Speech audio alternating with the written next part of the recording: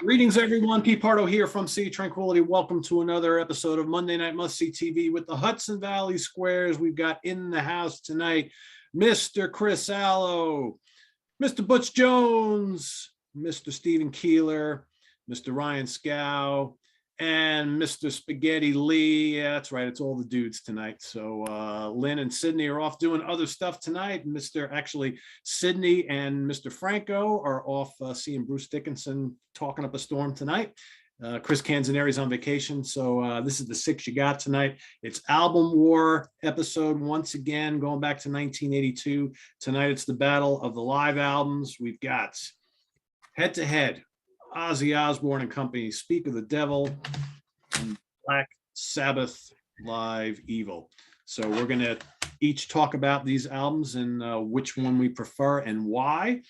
We'll see who the winner is, and then we're going to ask all of you folks watching to do the same thing in the comments below. Let us know which one you prefer, Speak of the Devil or Live Evil. Doesn't really matter though, right? Because both albums pretty damn cool. But of course, I'm sure we all have a preference. So it'll be fun talking about this. So let's go Spaghetti, Steve, Ryan, Butch, Chris, and myself. And Spaghetti Lee, what do you got for these two here? All right. Well, with the Ozzy Speak of the Devil, I did a little research today, and I was surprised to find out that in the UK, they actually had a different title. It was actually Talk of the Devil. And I would love to see that. I've never even seen that. That's pretty cool. Another thing that was a surprise, first of all, I should say on a lot of the Ozzy records, I'm very distrustful of the credits. But I understand the band was pretty solid with Sarzo, Aldrich, and Brad Gillis. I think Brad Gillis did a really good job on this record, considering he wasn't with the band all that long. A lot of his solos, I listened more intently to it today in the headphones, and it's kind of got some of that Night Ranger guitar tone, and it's kind of cool. And I think he did a really rock solid job. A little heavy on the whammy with some of the soloing, but it's a good record. Another thing I was really surprised is they recorded it in September 26th and 27th of 1982, and it was on shelves literally 2 months later, November 27th. It was on the shelves, so they pounded them out back in those days. They must have really needed the money to get this thing up and out there that quick. It's a solid record. I am not the world's biggest Ozzy solo fan. After this album, and I think after Bark at the Moon, I kind of started to stray a little bit and not pay much attention to him. But I like this record. What are we doing? Are we doing 1 to 10s or favorite tunes or preference? Whatever you want. You can right. make it. You can tell your favorite songs and then which one you prefer. All right. Well, let me wrap. I guess, look, in the context of the total Ozzy catalog, it's one of my favorites because it's got all the Sabbath stuff on it. On a 1 to 10 scale, I give it a solid 7, 7.5. Some of my favorite tunes on here, I really like the Never Say Die on there for some reason. It's just a standout. Yeah, I thought it was pretty cool. It's kind of hard to pick, dude, because all of this stuff is really cool on both of these records. It's kind of hard to pick standouts. But the Never Say Die is good. The faster tracks like the Fairies Wear Boots and Center of the Universe opener is pretty good. I'll give it a solid 7.5. And I like Ozzy's banter in between tunes. Yeah, I think at some point on this record he yells, "Let's have a riot," and I think it's better than Bruce Dickinson's "Scream for Me, Long Beach" between every track. I had to get a dig in there on the Bruce Dickinson tonight. Sorry, guys. But Live Evil, man, what can I say? Live Evil is killer, right down to its cover with all the little characters of all the Black Sabbath tunes on there. Even they got a little voodoo guy in the background, Neon Knight. Really good. War Pigs. I'm gonna favor the Dio record here, guys. I mean, in comparison to these two records, I mean, they're both Black Sabbath albums. It's all Black Sabbath material. Ronnie is the better singer, in my opinion. The Ronnie tracks on here are unbelievable, man. Voodoo is one of my favorite Sabbath tunes ever. The Children of the Sea is great, and the Sign of the Southern Cross is great. The Ronnie material on here is really good. I have the 2010 reissue, imported BMG. and I love it. But if it's I have to pick a winner on this, I'm picking the Ronnie on this one, guys. Live Evil. Okay. And I give it a solid. This is a solid 9. Oh. Good record. Good record. All right. One for Sabbath. Steve. Hey. So thanks for having me back on another battle of Ozzy versus Dio, which will never end as long as we're all alive and all the metalheads are still out here. So it's Black Sabbath Live Evil, and it's Ozzy Speak of the Devil. Both of these records I haven't gone back and listened to in a long time. It's not like I grab, I got to hear Live Evil or Speak of the Devil, even though when they both came out, they were long, eagerly awaited. I guess you wouldn't say Speak of the Devil was long awaited because it was kind of something they threw together. As far as I know, as much of the history, they got them together and made them do a lot of these songs that they had never really played. They don't play on tour and whatnot because they were on the middle of the Diary of a Madman tour when this album was told to come out. The record company or whoever decided, maybe Chris or someone has a little more insight into that. And the Speak of the Devil album, I had the vinyl and listened to it some back then when it came out. But to me, it just, like the whole Ozzy camp, it was just, that album came out and I was still not really over the loss of Randy. And I probably didn't gravitate to it as much as I should have at the time. But I think it's a solid record. I like it a lot. If you're going to give numbers of 1 to 10, I'd probably give it an 8. I like the Ozzy's banter in between songs too. Of course, Ozzy's always been great at that. And, and the songs are great. Everything's played a little bit differently than the Black Sabbath, material that we were used to at the time. And some people like that and some people dislike that. But moving over to Live Evil, I was much more looking forward to that album at the time because at that time in 1982, we didn't have YouTube, we didn't have Spotify or whatever else to go and listen to a track. And it was the only time you could actually have in your hands Ronnie James Dio performing that old Black Sabbath material. And that's why I'm just leaning a little bit more to the Dio record because of that situation and just having Ronnie performing the song Black Sabbath, because I thought he did a super job of covering and giving his own flavor on that, the Ozzy Black Sabbath material. And this is the first time you could really listen to any of that because it was the first live thing that came out. I mean, we both know that this era of Sabbath was about to end too, and Gillan was coming and Dio was out. So both albums have some similarities of like different, like Gillis being on the Ozzy for the only record, and this just being like the last thing with Dio until Dehumanizer. But I'm gonna go with Live Evil. I'm leaning to that one, and I just love how he performs his own, the Sabbath Dio stuff. But I love how he performs, and the Sabbath covers, War Pigs. We talked about NIB, Children of the Grave. So I'm going to lean to Live Evil, with a slight nod. And I probably, I went back and listened to it quite a bit this week. And to me, it's just Dio and Sabbath. I can't go against it, even though I love the Ozzy and Black Sabbath material too. So sorry, Butch. I didn't want to upset you, but I went with Live Evil tonight. All right. Sounds good. All right, Ryan. I'm going to come at this from a little bit of a different angle because I was listening to these a lot the last couple of weeks, and I like these albums a lot, but they're kind of weird live albums in a way. When it comes to the Sabbath one, there's things about it I like, there's things about it I don't like. Obviously, when it comes to the Dio tracks on it, it's those were Dio tunes, so I love them. But when it comes to the old Ozzy stuff, I prefer Ozzy's versions of them. I mean, Dio's obviously a better singer in a way, but it's like the Diano Britt Dickinson, Dickinson's a better singer, but the Paul songs are you want to hear Paul sing them. So it's the same way for me. When it comes to War Pigs, that's an Ozzy song. Snowblind, the song Black Sabbath. But Dio does a great job. Something that no one's mentioned is I think the mix on that album's kind of fucked up. Now see, I love how Born Again sounds. I don't mind raw sounds, but I think live again, I don't know. It's always sounded like they mixed it in like 5 minutes. It kind of sounds like they slapped it together. It's not terrible, but for a band as professional as them, coming off great albums like that, I think it could have been better.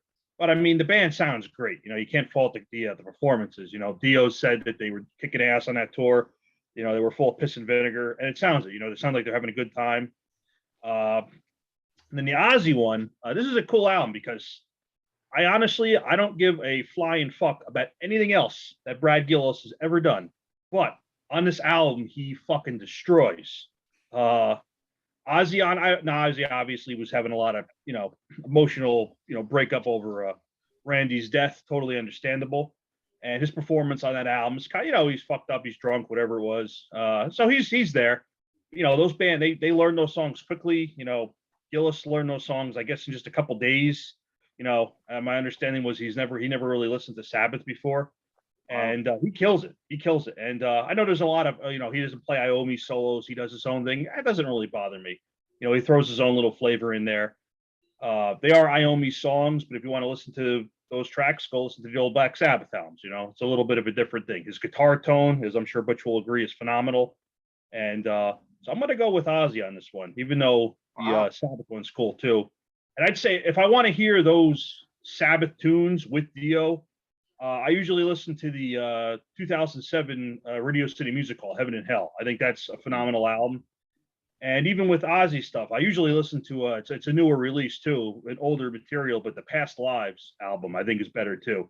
So these aren't even really my favorite albums to listen to if I want to hear like live Sabbath with Ozzy or Dio. But I'm going to go with the Ozzy one, just basically mostly because of Brad Gillis, because of how much ass he kicks on that album. But I mean, Sarzo and Aldridge too, they kick ass. The whole band is just on fire. The recording sounds great. It almost doesn't even really matter that Ozzy's kind of half in the can. And he's fine. He sings the songs. He gets it out there, but he's definitely not the highlight of that album. But these guys came in, they put these songs together real quick. They learned the material. They got out there and they kicked ass, and it sounds great. So I'm going to go with Ozzy on this one. I'd say I'd give the Speak of the Devil a 9 out of 10, and the Sabbath one 7 out of 10 if I had to pick. Okay, 2-1. Still in favor of Sabbath. All right, Butch, you're up. Oh boy. All right. So first of all, here's my live Evil cover, which is different than your guys. Mine's from overseas someplace. I remember a friend of mine got me this. Can you see it? Yeah. A friend. That's definitely like a European release. Like Polish or something like that. Because for a while, and it's on a single disc on top of it. It's not a double disc. It's a single disc. Right. And I know someone got me this like in the 90s, late 90s maybe, when this was really hard to find. Did they cut out? Because I have a version that might be missing tracks. Well, I think they this version. This is the British version. It's a single disc, and what they did was they cut out all the in-betweens. So all the stage banter, whenever Ronnie talks, they cut it all out, at least on this version, to fit it on a single disc. Yeah, they had to do something because it's 14, and it would be tough on the single disc. Anyone that knows me knows that I am a Ronnie James Dio Sabbath guy. I hold no apologies. That's the way it's always been.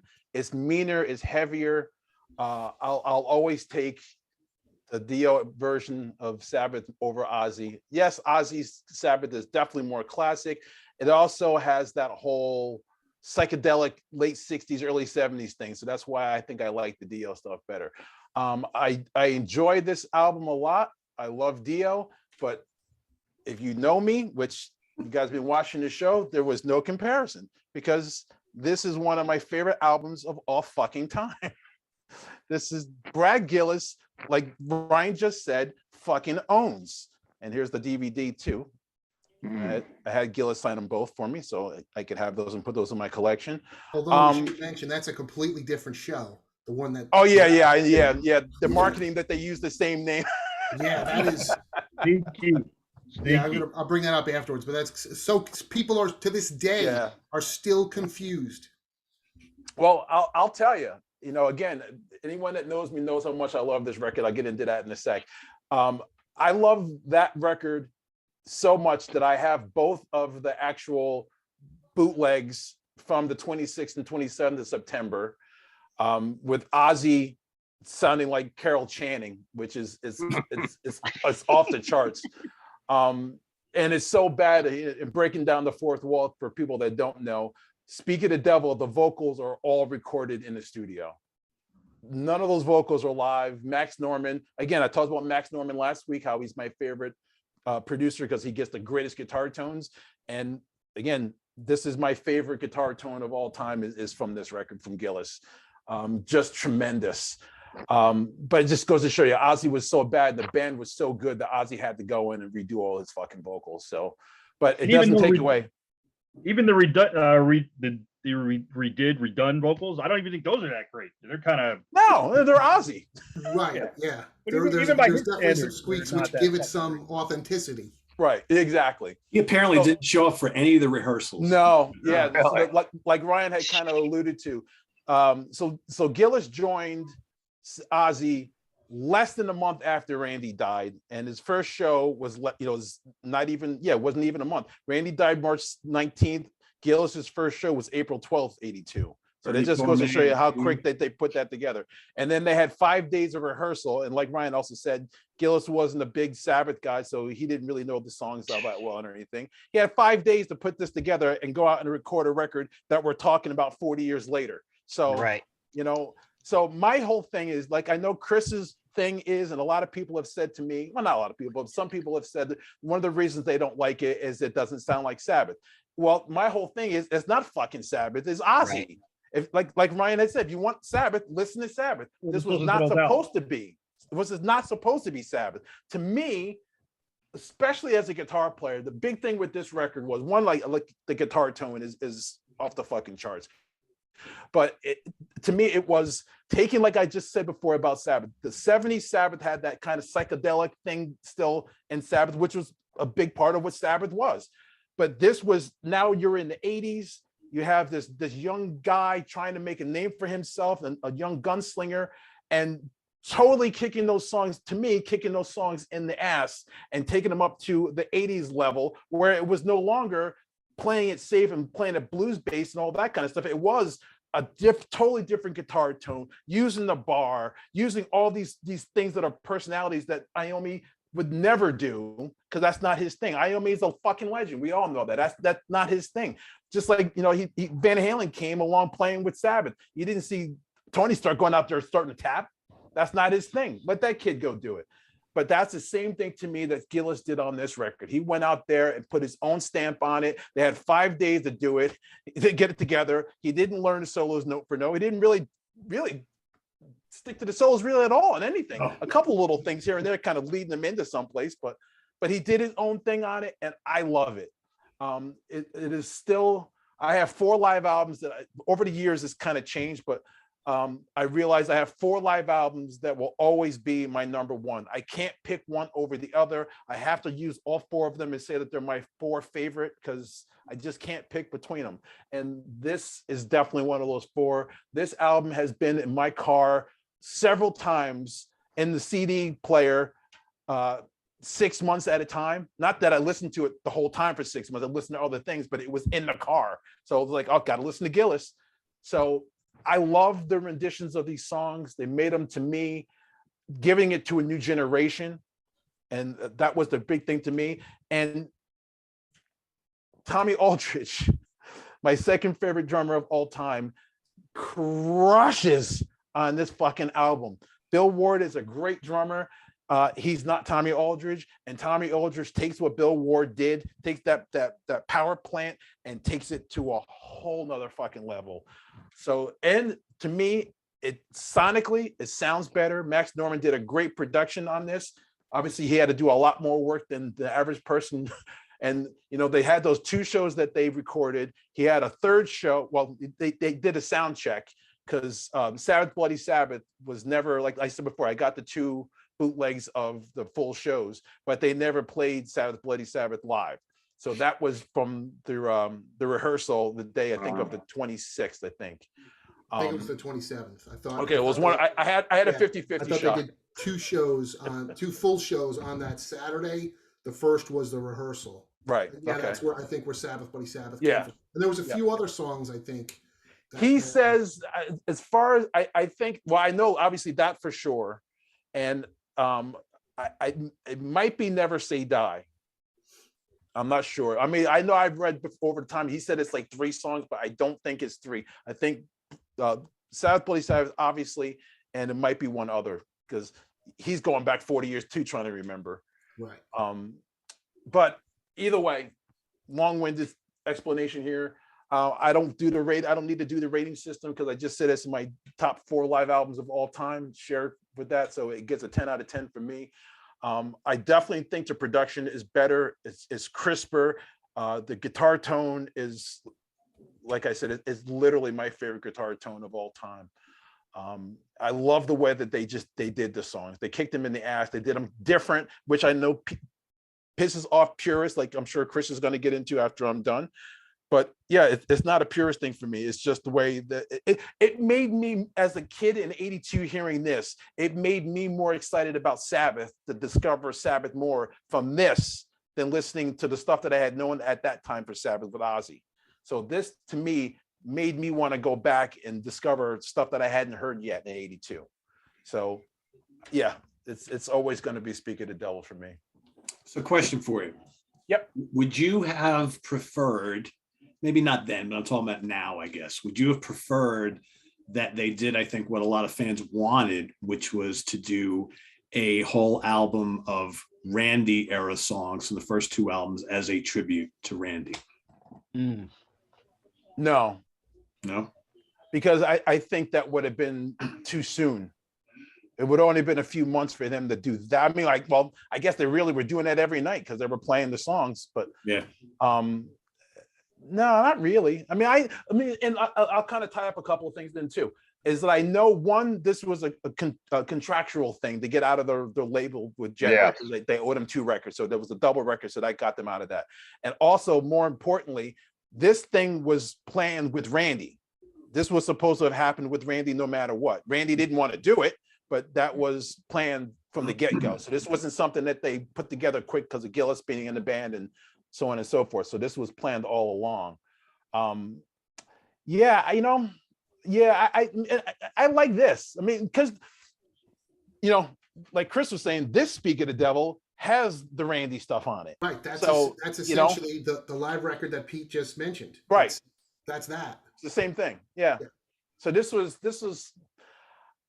I think, honestly, without a doubt, for me, I don't think I would like Sabbath as much if it wasn't for this record being the catalyst for me, to be honest with you. Because in '82, I don't even know if I was into Mob Rules yet. I definitely wasn't into Heaven and Hell. So I don't think I was into Mob Rules quite yet, which would have only been a year anyway. Yeah. But I don't think I was into it yet.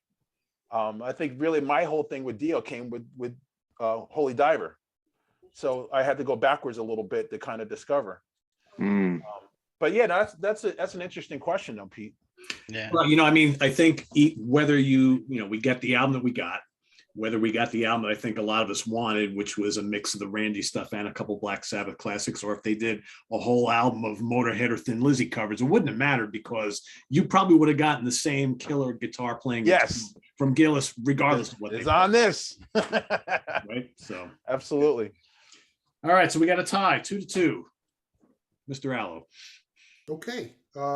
Yeah, this was an interesting one. I mean, I listened to both of these albums again a bunch of times over the weekend. As a total side note, Butch started to mention it. The whole Speak of the Devil thing with Ozzy is really fascinating, and from a rock marketing standpoint, it is completely confusing. That to this day, people are still confused. Long story short, Ozzy records this live record called Speak of the Devil. Once and they film a live concert before the Speak of the Devil show and album. Yeah. But then once the album comes out, the Speak of the Devil TV special is on TV, on MTV, and then later on VHS. But that's not the live album at all. And when you watch it, it's not all the Sabbath stuff. It's your typical, great but typical. Diary of a Madman tour, but then to make it even more confusing, they did 2 European and 1 US tour called the Speak of the Devil tour. Yeah. So, I mean, I didn't go see Ozzy in '82. I didn't see him until a couple years later. But like, as a fan, you would have, I'm assuming you would have went to the show thinking you were going to get the Sabbath songs, but you didn't. It was just the same Diary of a Madman tour. And then the VHS came out, and years later, right, Butch showed it. This is the official Speak of the Devil DVD. And to this day, people are still confused because if you go on Amazon, there are people giving this 1-star reviews because they're like, I thought I was getting the show with Brad Gillis where he plays all the Sabbath songs. What is this fucking thing? Which is so funny that to this day, people are still confused over it. And you know what? Let me say something before you go. I won't interrupt you when you get rolling. Let me just go back to this because I started to say it and I forgot. So no, you're with that, you are 1,000% right. And on top of that, in 1983, Ozzy did the Speak of the Devil tour with Jake E. Lee. Yeah. Before he did Bark at the Moon. So you're like, yes, it's a whole nother And thing. that was 2 legs in Europe and 1 leg in the States. And yeah, I would assume all those people were expecting Sabbath songs, and they got their typical 3, but that was it. And here's the thing that I think is the most odd, and I've reached out to people about this. And so again, you guys know how much I love this whole Speak of the Devil thing. That show, those 2 shows have to be the most unfilmed pictures, anything.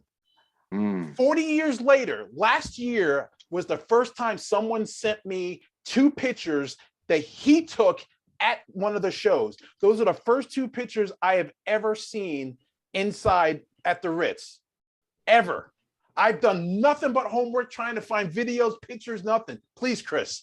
Well, I wanted to add to that the reason, I dug this one out for 2 reasons, but I'm like, wait a second, man, I've seen some footage, and Butch is right. I mean, in the bootleg circle, which I ran for years, this thing, the 3 most impossible thing to find on video is the real Speak of the Devil video, like a pro shot video of Randy on the Diary of a Madman tour, and a pro shot video of Sabbath on the Mob Rules tour. Like, none of that shit exists.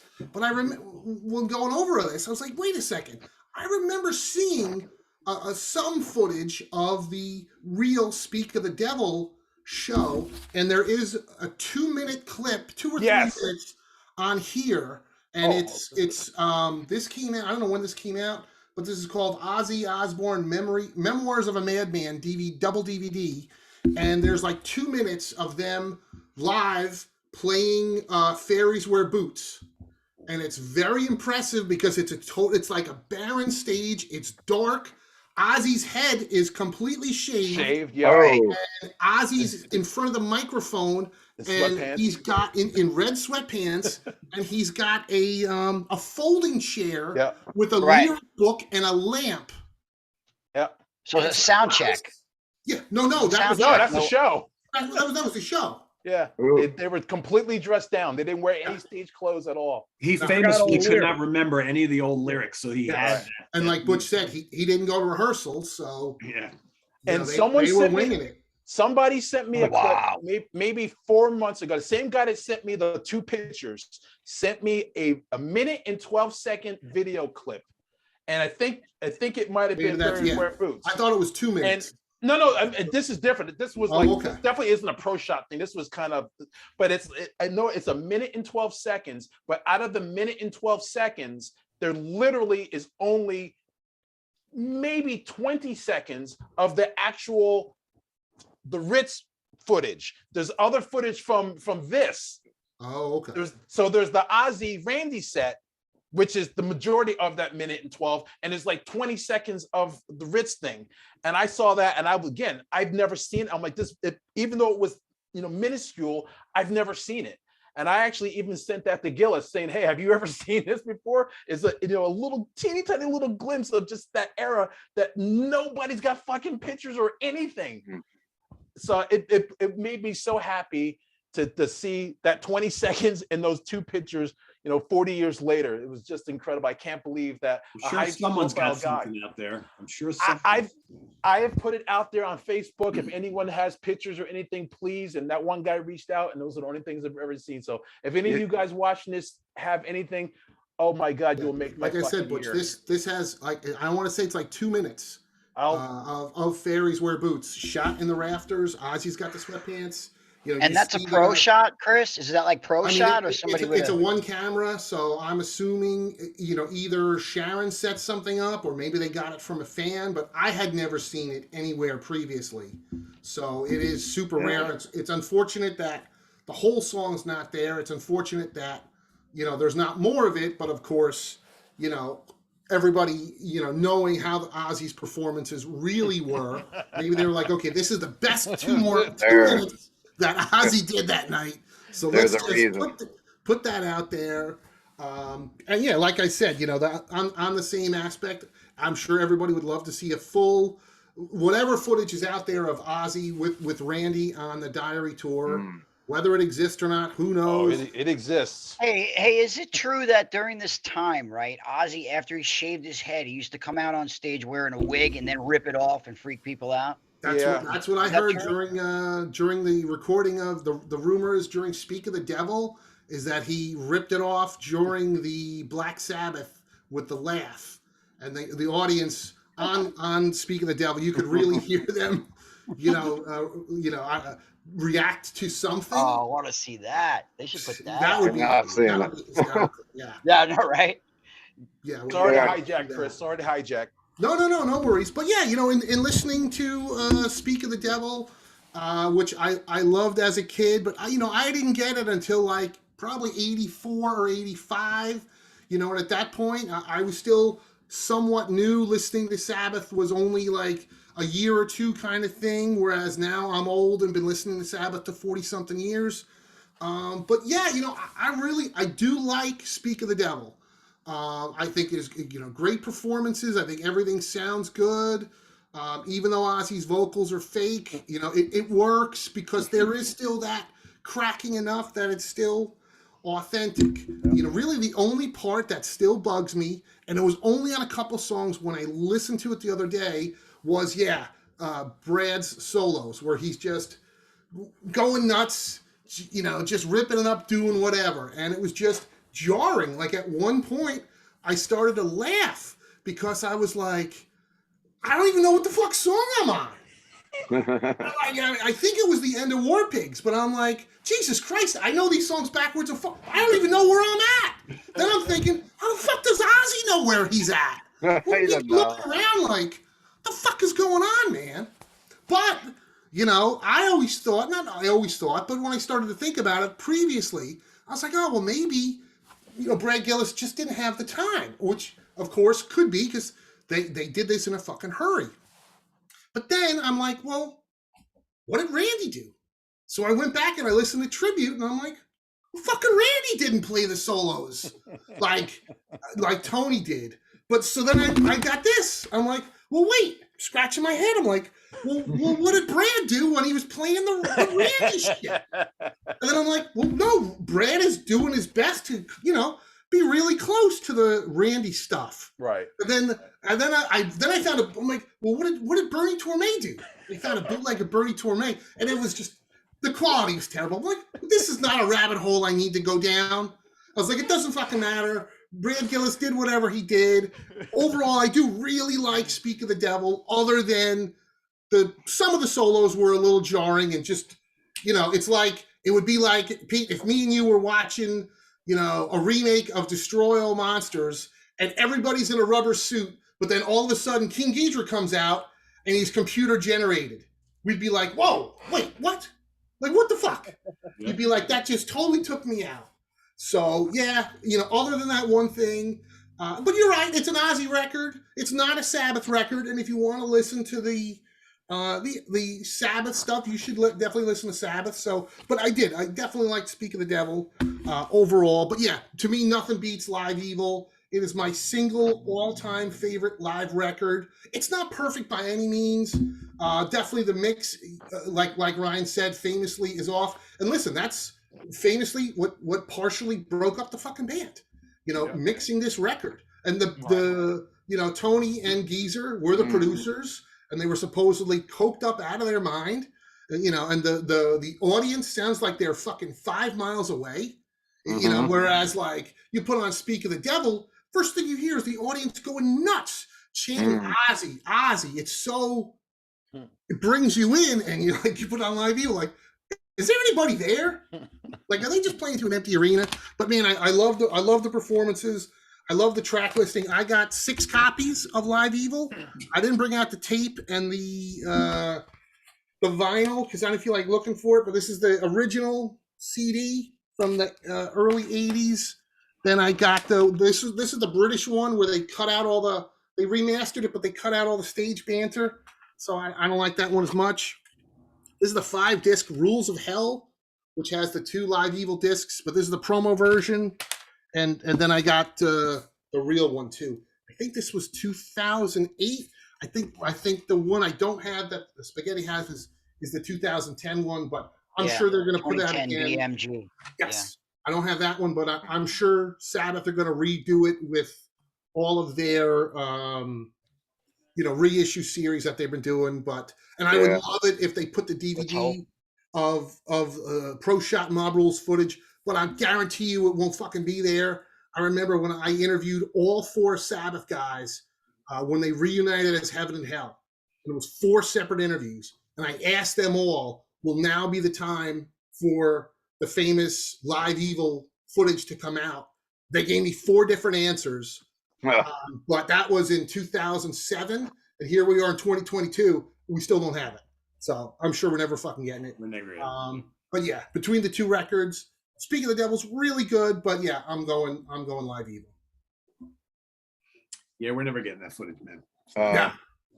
I forgot to mention something as I was talking earlier, because I went too quick. I did a little poll on my social media, and I said I would mention it. I didn't get as many takers as I thought, but pretty much dead even, 4-4 on my Instagram today. Cool. Yeah. And an interesting note I made about Speak of the Devil, I didn't have it here on vinyl at home, and I couldn't find it at my shop. So I don't know where the heck the vinyl went for that, because I had it. But then I figured I'll go look at it on Spotify. Spotify doesn't have that album on. They have a playlist, but they give you all the songs in the playlist from the other albums. So I thought that was odd that album's not on the Spotify lineup. And is Speak of the Devil still actually in print, or is it like Ultimate Sin that it's been like Ultimate Sin's been out of print for years? Is it really? Yeah. Is Speak of the Really? Devil? Yeah, I haven't seen Ultimate. So. I don't think Speak of the Devil is. Okay. Speak of the Devil was really hard to get for me for a long time. I can remember, and then it came in some kind of like the Price Busters or something for a while, and that packaging where it missed the song, and then they redid it like in '95, I think. Yeah, there was a version that omitted Sweetleaf for some reason, and then they re-released it with Sweetleaf, but still it's on. They could suddenly then squeeze it still on one CD. So if you go back to 1982 and look at this whole picture, though, these were really the first Sabbath live albums, other than that weird Sabbath Live at Last thing that came out in the 70s. Yeah. There wasn't really much like live albums to go by until 82 when they both dropped these records. Right. Yeah. Live Evil was done without anybody's in the band's permission or acknowledgement. And yeah, Butch touched on it. There was a publishing deal that Sabbath, the guys in Sabbath had with their previous management company, which had expired. And the deal was if any of the guys re-recorded the songs, that would then kick back into their royalties for everybody who was a co-writer on those songs. So they all had the idea, the Ozzy and Sabbath camps had the idea to, get a live album out, and to what Spaghetti mentioned, which is true, which is fucking unbelievable. These records were done. The Ozzy record was the end of September, and the end of November, it's in stores. And you could almost see that today. But 40 years ago, Christ, people must have been driving dinosaurs to work 40 years ago. The logistics of that, man, printing the vinyl, getting them out, man, they bang that thing out quick. Put pictures, everything. But even that, I did laugh because when I was thinking about it over the weekend, which I never thought of before. I'm like, wait a second. Ozzy shaved his head when he did the Speak of the Devil, the real, Sabbath Speak of the Devil shows. So he's got long hair on the cover and on the back cover when he's standing there with the whole band. Like these pictures were obviously taken, before, which I never really thought about. I'm telling you, it's the most unphotographed show ever. Yeah. I've never seen a professional photo ever from either one of those two shows. And it's another interesting note on that album is that one of the blacklight posters that they came out with from Ozzy Osbourne is the Speak of the Devil blacklight poster, which came out pretty long after that they wanted to use that, instead of a different album covered by him, Interesting. And it's a close up. I'm looking at it right now on the ceiling in this room. Is it like the album cover, Steve? Yeah, pretty much. I can't move it to show you, but they did make a Speak of the Devil. Yes, it's pretty much the same. Butch probably has it somewhere. I don't have it, but I've seen it. You don't have that one. Yeah, in fact, it wasn't out too long ago, but hard to get now, of course. Like it's pretty much. Yeah, it's it's the full thing. It's him and Ronnie, right? It's him in the midget dwarf, whatever you want to call him. Just the face with the bat above it. Is it? It's not that. It's not the inner. No, that is. They just redid a T-shirt of that, which I have in the store now, which they probably 3 or 4 years ago they decided to pop that back out. I'll look at the poster and just check. Hold on a second. I think I've seen that shirt. On the back of the shirt it says Tour 82. Now I'm wondering if he's wearing a wig on that cover. Yeah, you don't know. No, that's like Chris said, that's before. Yeah, because listen, I mean, Ozzy was such a fucking mess. Do you think Sharon would be able to, if anybody's seen the Us Festival footage, he goes out, he starts the show in this crazy fucking voodoo outfit. And I read somewhere where it cost a shit ton of money to get this outfit. And he walks out on stage and it looks cool as shit, right? I mean, Butch is laughing already. He walks out on stage and in 30 seconds, he rips it to shreds to take off. So there's no way Sharon could get Ozzy to wear a fucking wig every night for an hour. There's just, I couldn't see it happening. And then I heard that after that, well, I guess Quiet Riot went on before them, but maybe Ozzy did it after. I heard that Ozzy went and punched Rudy Sarzo in the face. I just read that too. Which, I read the Rudy Sarzo book. I don't remember. Rudy's a nice guy, man. He's such a nice guy. I don't remember that. Oh, Rudy doesn't say it in his book? I don't remember that at all. Now I want to reread it. I haven't read the book. I just read someplace something different that at the Us Festival that Ozzy was still pissed off that he quit. Yeah, and walked up to him. Yeah, I read the book. I liked it, but there was a few things I remember. Now we're getting a little bit off subject, Pete, but there was a few things that I remember questioning. There was a point where Rudy Sarzo was talking about groupies, and when they had a road crew, and it was something like. The groupie said to the roadie who was black, something like, no, black man tubuku, which was the line in Full Metal Jacket, the movie. Right. But I'm like, okay, wait a second. Full Metal Jacket, that line became, popular after Full Metal Jacket came. I mean, unless it was something that, Asian hookers said all the time, but it just, to me, it kind of seemed like, okay, wait a second. This was a line from a movie that came out 5 years after you were in Ozzy's band. So I don't know, man. I just kind of question everything then if you're tying into that. But after reading the Punch thing, I'm very curious to reread the Rudy Sarzo. It's kind of thin. From what I remember, too. I read it By the way, if someone tells you you're too buku, that's timeless. That's just timeless. That's true. Yeah, that's true. Sorry. All right. Sydney did cast her vote. She's voting for Sabbath on this one. So we lose.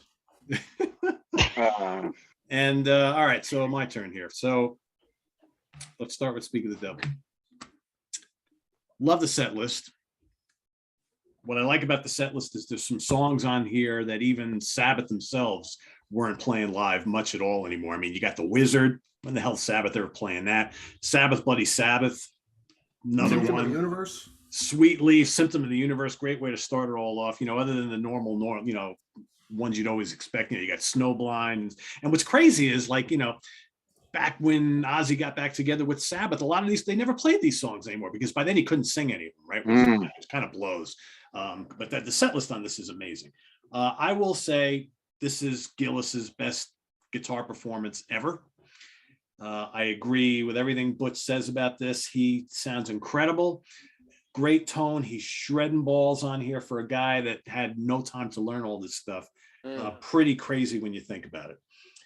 All that being said, I am a Black Sabbath purist, and I just have a hard time with the way a lot of these songs sound. I can enjoy this for what it is, but there's a block there, and I can't help it. There just is. And I go back to when these albums, because these albums came out right around the same time. Yeah. And I remember I was a huge Sabbath fan, loved Ozzy to death as well. I was totally into the Dio era. And then Dio's gone. And I'm like, all right, well, at least we got 2 cool live albums coming out. And then it seemed like, again, I blamed Ozzy. It seemed like Ozzy was like just trying to get back at his old band. Well, let me just do an album full of old Sabbath covers. We'll sell more and fuck those guys, right? And it pissed me off because I was like, well, why doesn't he just do an album of his own stuff, right? So there was this big kind of like competition for me between these. And at the time, I took Sabbath's side, of course. And I love this album to death back in the day. I have some issues with this album now, all these years later. I think the Dio era stuff is fantastic on here. I'm not crazy about the production. I don't think it's that good. I agree with Ryan. I'd much rather listen to the Radio City Music Hall stuff done many, many years later. Yeah, I like some of Dio's versions of the old Sabbath classics on here. I think NIB Kills. I think Children of the Grave, I think he's amazing on. Yeah. I don't like hearing him singing Paranoid. I don't like singing him here in Iron Man. War Pigs is great. And what's great about him doing War Pigs is he's the one who started that whole whoa. Absolutely. Ozzy later took up many, many years later. You probably don't even know it, that he's never gave Ronnie the credit. Yeah. Probably didn't even know it, exactly. Probably didn't know it. I love Iommi's extended guitar solo on here. It's not perfect by any means, but Mob Rules crushes on here. Neon Nights is great on here. Voodoo is terrific on here. It's not a perfect album for me, and neither is this. They both have really good things about them, but I'm going to go with Sabbath on this one. Just that's where my loyalty lies. Even though I love this set list, I love Gillis's playing on there. It's just the purist in me it's a little something there, but they're both really good. They're both really good, and that's all that's important. So there you have it. Well, trust me, I understand, because as you guys know, anybody that does a Thin Lizzy cover, I'm picking it apart that they're doing this wrong. Right, so you get it. There's too many of this. They added the riff, so yeah. Yeah, you do.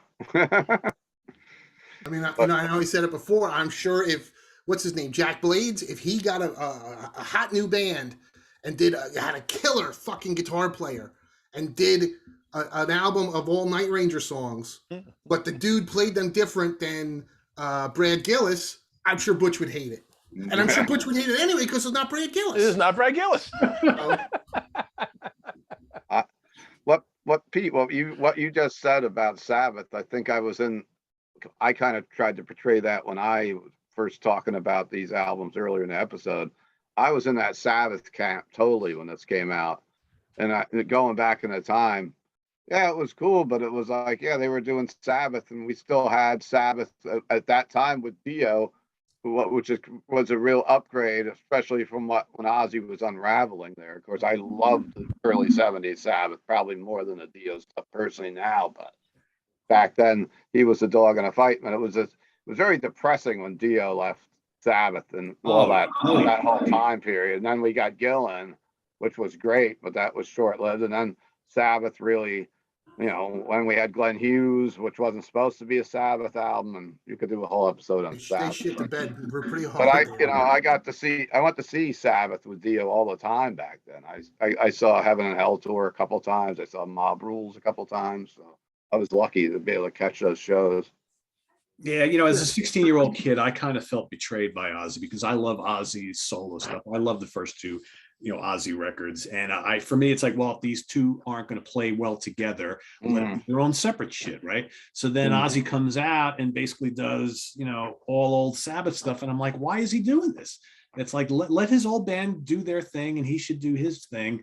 And to me, it just seemed like a cop out at the time. So at the time, I hated this back in the day. Really? I grew to appreciate it over the years, right? Because of, what it is. And I love Brad Gillis. I mean, I'm a Night Ranger fan. I like pretty much everything Brad has done.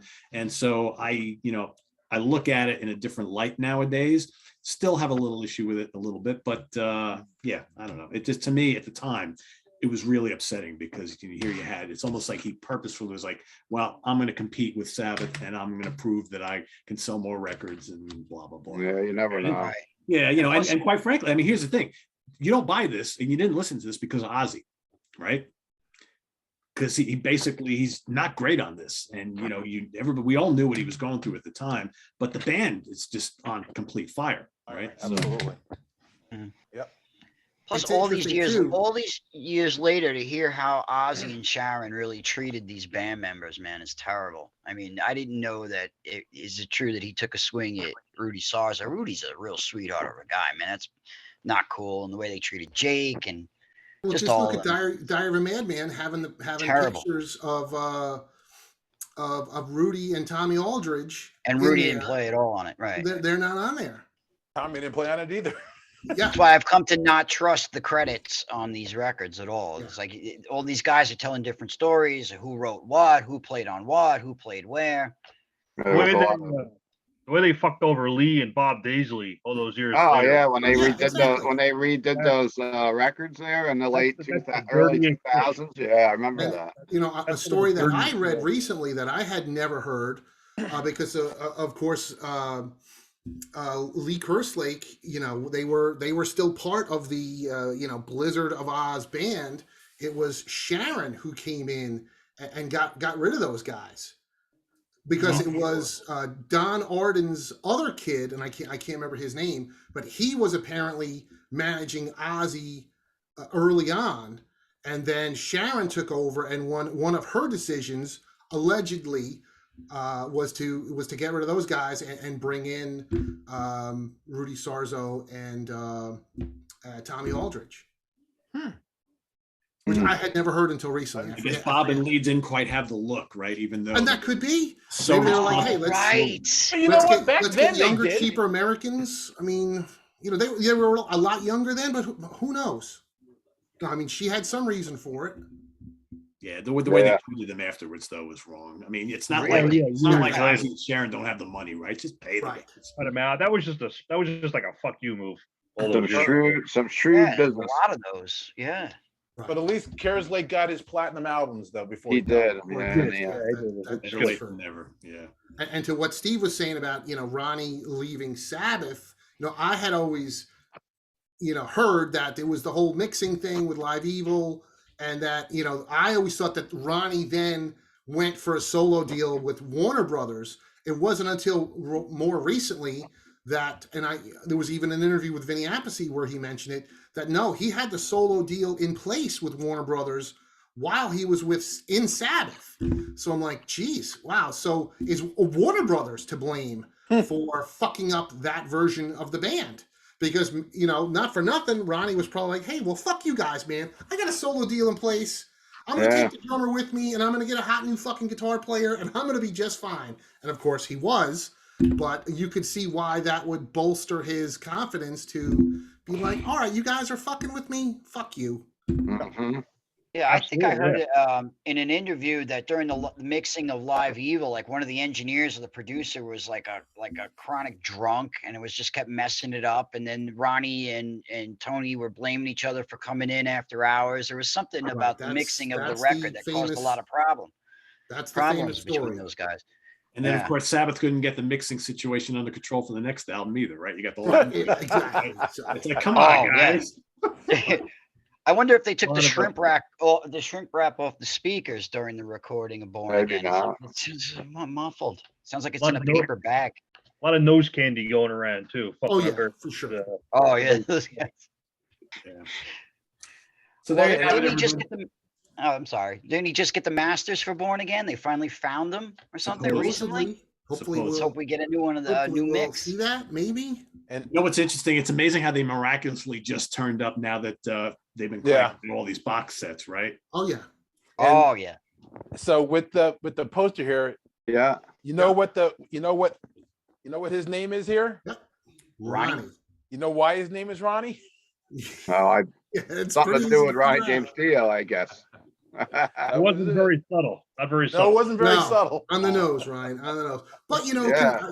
like when I was reading this stuff and I heard about that there was a third full show, I'm like, well, Jesus, with all the shit that Sharon's put out, why doesn't she do another box set with the fucking that third show included and whatever other, you know, demos or She outtakes, has- rehearsals?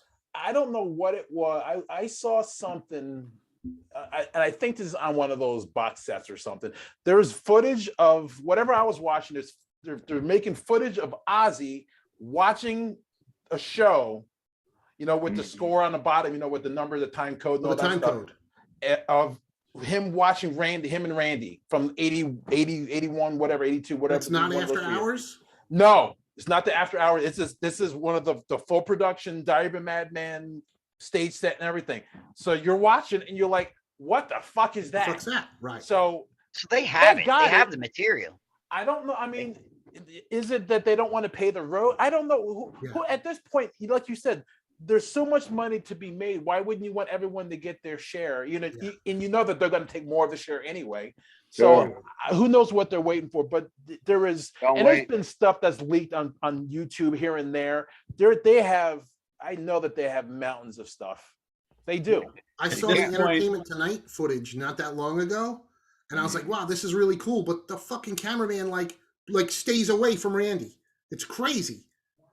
I don't know if anybody else saw that on YouTube. It was an Entertainment Tonight did a little Diary of a Madman special where they interviewed Ozzy, and there is like 2 minutes maybe of live footage, 3 minutes, and I forget what song they did, but like the cameraman goes out of his way to not show Randy. He's there, but like you could just barely make him out in the corner. That's crazy. One day, hopefully one day. I mean, listen, let's hope while we're all still alive. Yeah, listen, that's the thing. I mean, if you're going to market this stuff and get it out there, you want to have people that are still alive from that era to purchase it. 100%, Steve. That aren't 80 years old or in a nursing home or something. And no offense to younger fans, but younger fans they'll wait to just watch it for free on YouTube. And they don't care. They have no reference point to any of this shit. Right. Well, that is also a thing about releasing videos now. You don't see as much videos released unless it's like a bonus pack coming out with a CD or something because of stuff like YouTube now. Yeah. Well, this is off this topic, but still related. Michael Anthony, when he was in Van Halen, has gone on record saying that they recorded every single show for whatever the years of the early days. Yeah, they've recorded everything. So if they've recorded everything and they still have yet to release anything live from that would be amazing to see. Yeah. Zero. Now I don't know if it's video, but I think it's all audio. But again, but there's nothing wrong with that. I mean, Jesus, I like it. Quite frankly, especially back to Ozzy, it's like I think all of us old school fans would rather they release some of this live stuff from the vaults than pay the money to put Ozzy in a studio again, writing new shit for a new album that nobody's going to want to listen to anyway. 100%. Yep. He's probably got 2 or 3 now since he's been locked up for a year or 2. If it's anything like the last few. Sorry, Ozzy, I love you, but man, your albums are no good anymore. I'd rather hear that old live shit any day of the week. I'm right there with you. Yep. I hate to say it, but he's in my. I won't say the first word, but he's in my pool. Yeah. I've had him for. I think there's a whole lot of stuff going on that they haven't released about him. I don't think you're out of place there by saying that too. I mean, his European tour with Judas Priest got pushed back for 2 years before anything happened with COVID. That ain't never happening. Yeah. I don't. And they just keep telling fans, "Hold on to your tickets, just one more year." But we can only gain interest on your ticket prices for a couple more years. Yeah. He's just got to get it through his head that's it. I just don't see how can come back out and perform live, especially on a whole tour right now. No. Right. unfortunately. You know, I got to see him at PNC, whatever year it was, a couple of years ago, thinking, hey, it might be the last time. And then the pandemic rolls in, and he had the health issues before that, like Chris mentioned. So God bless him, but you know. Yeah. Yeah. Listen, nobody's getting out of here alive, including Ozzy Osbourne. I think Jim Morrison said that once. Yeah. No. So If we Lemmy all- didn't Except do Keith it, none of Richards. us. Keith Richards will outlast all of them. I don't know if Lemmy didn't do it, none of us will. Keith Richards Iggy is a Pop- little Iggy- nervous. Listen, Iggy Keith Pop's Richards, still alive. Keith Richards is a little nervous now that Betty White's gone. Yeah. True. It's like, oh shit. Oh man. So what? So the bet- Live Evil was it 5-2? Yes, 5-2. 5-2 in favor of Live Evil. So down in the comments below, everybody cast your vote. Live Evil or Speak of the Devil or Talk of the Devil if you're from the UK, Rex. I know it's what. Anybody I have still a got to copy get a of that? copy. I don't Yeah, I have wanna a see copy of that. that yet. If you can believe it. I I've don't seen have it it yet. online, but I've never seen it in person. I've only seen I wanna see It looks honestly, it looks exactly It's all the the same. same, right? Yeah. It just Yeah, says sure. talk. I was It going to looks say, I exactly saw it the same. overseas, and Butch is right. From the looks of it, it was exactly the same. And Yep. not being Just an replace Ozzy the word. collector, I was like, okay, I don't have to have I that. do want it. I'm not going to pay $100 for it, but I do want it. I'll get it eventually.